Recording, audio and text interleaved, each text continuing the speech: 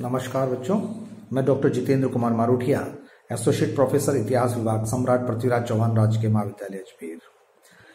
बच्चों, third year arts में श्री दयानंद सरस्वती विश्वविद्यालय, पेपर फर्स्ट आधुनिक भारत का इतिहास, और हम पढ़ रहे हैं कॉर्नवालिस कोड। मैंने बताया था आपको रेगुलेटरी एक्ट में गवर्नर जनरल की नियुक्ति हुई, वारंट एस्टेट्स बने और उसके बाद में गवर्नर जनरल कॉर्नवालिस बनकर आए हैं, और उसके हमने स्थायी बंदोबस्त पढ़े। कल हमने व्यापारिक और प्रशासनिक सुधार पढ़े, और आज मैं आपको कॉर्नवालिस कोड के बारे में बता रहा हूं। कॉर्नवालिस कोड का अर्थ ये हुआ, कोड का जो इंग्लिश वर्ड है वो एक संहिता से लिया जाता है, और कॉर्नवालिस ने जो प्रशासकीय, न्यायिक, पुलिस, राजस्व आदि में जो सुधार किए, उन सुधारों को कार्यान्वित करने के लिए एक नियम की संहिता बनाई और तैयार किया, उस नियम को संग्रहित किया, उन सबको एक जगह विभिन्न प्रत्येक विभाग की कार्यपालन प्रणाली के संबंध में नियमों को संग्रहित किया, उसे कॉर्नवालिस कोड कहा जाता है। अब इस कोड का बनाने का अर्थ यह था कि सबको इस नियम की जानकारी हो सके। कॉर्नवालिस के कोड की दो विशेषताएं थी। प्रथम तो निजामत अदालतों में अंग्रेजों न्यायाधीशों की नियुक्ति, जैसा कि मैंने आपको पहले बताया था, और दूसरी उसकी थी कि न्याय व्यवस्था को प्रशासन से अलग करना। कॉर्नवालिस के आने से पहले हम बात करें तो जिला कलेक्टर जो थे वो राजस्व का मुख्य अधिकारी होता था, जिले का प्रधान न्यायाधीश भी वही था। और एक और जहां राजस्व का निर्धारण करता था वहीं वसूली करता था, दूसरी ओर वह न्याय भी कर सकता था, सुनवाई भी कर सकता था, और वसूली के नियमों के विरुद्ध न्यायाधीश के रूप में मुकदमों की सुनवाई भी करता था जो अनुचित था। कॉर्नवालिस कोड द्वारा कलेक्टर को केवल राजस्व निर्धारण व उसकी वसूली का अधिकार सौंपा गया, और न्याय के अधिकार दूसरे अधिकारी को सौंपा गया। कई बार ऐसा देखने को मिलता था कि अगर जिला कलेक्टर के मन में किसी प्रकार का भी कोई लालच आ जाता है तो निर्णय को विपरीत सुलझा जा सकता, और जो वादी था या जो आता था दोषी, उसको वो पैसे देकर फ्री भी कर सकता था।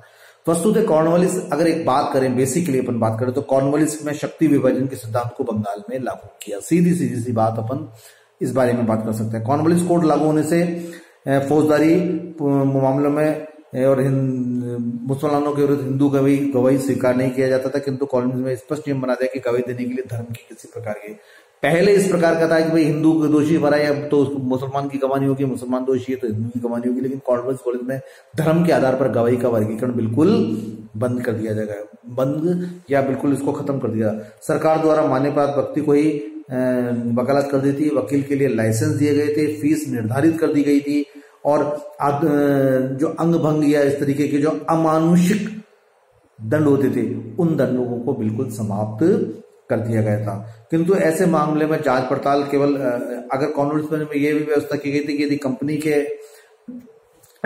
अधिकारी गैर कानूनी कार्य करे तो उन पर मुकदमा चला सकता था, किंतु ऐसे मामले में जांच पड़ताल केवल वही अंग्रेज जज कर सकते हैं जो सरकार से प्रत्यक्ष या अप्रत्यक्ष रूप से कभी भी आर्थिक लाभ प्राप्त नहीं किए हुए होते हो, तो वो ऐसे मामलों की सुनवाई कर सकते हैं। यानी कॉर्नवालिस कोड की अगर अपन मुख्य बात पर सीधी बात करें तो पहले तो आचार संहिता का गिरफ्त हुआ, जिला कलेक्टर और न्यायपालिका में अलग अलग हुई, वकीलों को लाइसेंस देना शुरू किया, अमानुषिक दंड व्यवस्था समाप्त की गई, वकीलों की फीस निर्धारित कर दी गई, जो सरकार के विरुद्ध अपील था उसको अपील न्यायालय अलग बनाया गया। ये एक शक्ति विभाजन का सिद्धांत सारांश बता दिया। अब अपन आते हैं सीधा न्यायिक पर। न्यायिक में हमने बताया कि दो प्रकार के केस होते थे, दीवानी और फौजदारी, तो दोनों प्रकार का उसने करा। अगर हम सीधी छोटी सी चलें तो छोटी अदालतें होती थी जहां पर मुंसिफ कहा जाता था, ये दीवानी न्यायालय होती थी, और इनको झगड़ों का निपटारा, ऋण लेना, जो लोन लिया लोन नहीं चुका रहे हुआ। ठीक उसी प्रकार से दरोगा अदालतें होती थी फौजदारी में, जो दरोगाओं के लिए थी, और इसमें दरोगा प्राय भारतीय होता था। दरोगा मामले छोटी इकाई होती थी, अदालतों में छोटे मोटे मारपीट के झगड़े, यानी उधर आर्थिक और इधर दिया। फिर उसके बाद में अपन जिला दीवानी न्यायालय हो गया और जिला निजामत न्यायालय हो गया। जिला दीवानी न्यायालय में एक हिंदू है एक मुसलमान प्राय परामर्शदाता होता था, ठीक उसी प्रकार यहाँ पे भी एक मुस्लिम होता था, लेकिन जज अदालतों में एक अंग्रेजी अधिकारी नियुक्त किया जाता था। दोनों में दीवानी और यानी समानांतर से ऊपर पढ़ रहे हैं हम। पहले दीवानी छोटी अदालतें, फौजदारी दीवानी अदालतें, फिर जिला न्यायालय दीवानी अदालतें, और फिर प्रांतीय निजामत अदालतें। इसके ऊपर प्रांतीय निजामत अदालत की बात करें हम तो प्रांतीय निजामत 4 प्रांतीय अदालतें स्थापित की गई थी, कलकत्ता, पटना, ढाका और मुर्शिदाबाद में।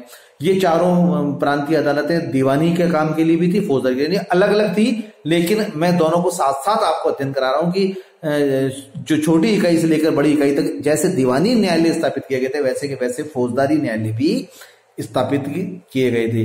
और इन प्रत्येक प्रांतीय अपील अदालत में 3 अंग्रेज न्यायाधीशों की नियुक्ति की गई थी और प्रत्येक जज को कानून सदा देने के लिए काजी, मुफ्ती और पंडित नियुक्त किए जाते थे। ठीक इसी प्रकार से फौजदारी मामले में भी काजी, पंडित और 3 स्थायी प्रमुख जज होते थे। और ये अदालतें जिला अदालतें और जो उससे जिला अदालत से नीचे छोटी अदालतें होती थी या दरोगा अदालत होती थी, उनकी अपीलीय न्यायालय भी कहलाती थी। जैसे आज मुंसिफ कोर्ट सेशन कोर्ट को कहलाता है और उसका अपील न्यायालय हाई कोर्ट में कहा जाता है, ठीक उसी प्रकार से ये प्रांतीय अदालतें भी उनके समय में की जाती थी। मृत्यु दंड देने पर अब आता है सबसे बड़ी बात कि सदर दीवानी न्यायालय और सदर दीवानी न्यायालय होती थी। इसका मुख्य जो गवर्नर जनरल होता था, यानी हाई सुप्रीम कोर्ट का जज हुआ, और ये कलकत्ता में स्थित थी। गवर्नर जनरल की काउंसिल के सभी सदस्य इस अदालत के सदस्य होते और मुख्य कार्य प्रांतीय दीवानी अदालतों के विरुद्ध अपीलों को सुनना था। इस अदालत के कानून से परामर्श देने के लिए प्रधान काजी, 2 मुफ्ती, 2 पंडित आदि भी नियुक्त किए गए थे। दीवानी अदालतों की तरह फौजदारी न्यायालय में भी यही होता था कि वो जो है गवर्नर जनरल वो सबसे मुख्य हुआ करता था। सदर निजामत अदालत करते थे फौजदारी, ये अंतिम न्यायालय था। इसका मुख्यालय भी कलकत्ता था, इसका अध्यक्ष भी गवर्नर थे। यानी गवर्नर जनरल के पास तो दीवानी और फौजदारी अधिकार दोनों सब थे, लेकिन नीचे स्तर पर जैसे जैसे जाते थे वहां पर दोनों पृथक पृथक कर दिए गए थे।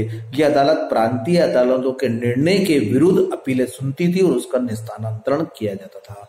अब न्यायिक कार्यालय का अपन मूल्यांकन किया जाए तो एक बात बहुत इंपॉर्टेंट बात यह सामने आती है जो अपन करना चाह रहे हैं कि कॉर्नवालिस कोर्ट ने कॉर्नवालिस को आधुनिक भारत का न्याय व्यवस्था का निर्माण बताया गया है। कॉर्नवालिस कोर्ट ने मालगुजारी, पुलिस, दीवानी और फौजदारी न्याय तथा दूसरों कार्यों के लिए नियम निश्चित कर दिए, अधिकारियों के अधिकारों को निश्चित कर दिया और छोटे न्यायालयों के द्वारा गए निर्णय को अपील सुनने का भी निश्चित कर दिया गया। कॉर्नवालिस के मुख्य सिद्धांत थे, किंतु इनमें कुछ व्यवहारिक दोष भी थे। व्यवहारिक दोष ये थे कि भारतीय न्यायाधीशों के स्थान पर योग्य भारतीय न्यायाधीश तो भी अंग्रेजी अधिकारियों को सुनाया जाता था। अतः जो लोग न्याय व्यवस्था करते थे वहां के निवासी और रीति रिवाज और परंपराओं से अनभिज्ञ थे। तो कई बार क्या होता है कि विवेक और वो जो विवेक के ऊपर निर्णय आता है या प्राकृतिक नियमों के आधार पर नियम आता है, उसमें भी थोड़ा सा गड़बड़ हो जाती थी। ऐसी न्याय व्यवस्था यहाँ के निवासियों के लिए कभी उपयोगी नहीं हो सकती थी, लाभप्रद नहीं हो सकती। कानून जो प्रकृति का प्रदत्त एक नियम होता वो या लाभ होता था उससे वंचित रह जाते थे। कॉर्नवालिस का एकमात्र उद्देश्य ये था कि भारतीयों के स्थान पर अंग्रेजी अधिकारियों की नियुक्ति करके कंपनी की सर्वोच्चता को स्पष्ट कर दिया जाए। और यहाँ पर इतिहासकार मिल का भी एक बहुत वो है कि अंग्रेजी न्यायालयों से अपराधों में संख्या और बढ़ी, क्योंकि कई बार क्या होता था कि उनकी लाभ की दृष्टि राजस्व की थी और अपने स्वयं को सर्वोच्च सिद्ध करने की थी। तो उनकी दृष्टि से भय और आतंक फैल गया, जिसकी वजह से इलीगल तरीके से उन्होंने ये सब जो है अपराध करना शुरू कर दिया, मतलब अपराधों को छुपा के शुरू कर दिया। और जब छुप के अपराध होता है तो उसकी संख्या निश्चित रूप से बहुत ज्यादा बढ़ती है। तो ये अपन ने कॉर्नवालिस कोड और कॉर्नवालिस द्वारा न्यायिक प्रक्रिया को बताया था। तो इस प्रकार से अपन ने जो मैंने आपको प्रारंभ बताया था कि 4 प्रकार के सुधार किए थे, वो कॉर्नवालिस के पूरे सुधार बन गए। और आगामी जो समय है, आया आगामी जो अपन की बात है उसमें अपन इस अगले अध्याय में हम एक बार पहले मतलब आगे चलते हुए हम 1857 की क्रांति और उसके रूप स्वरूप के बारे में अध्ययन करेंगे। धन्यवाद।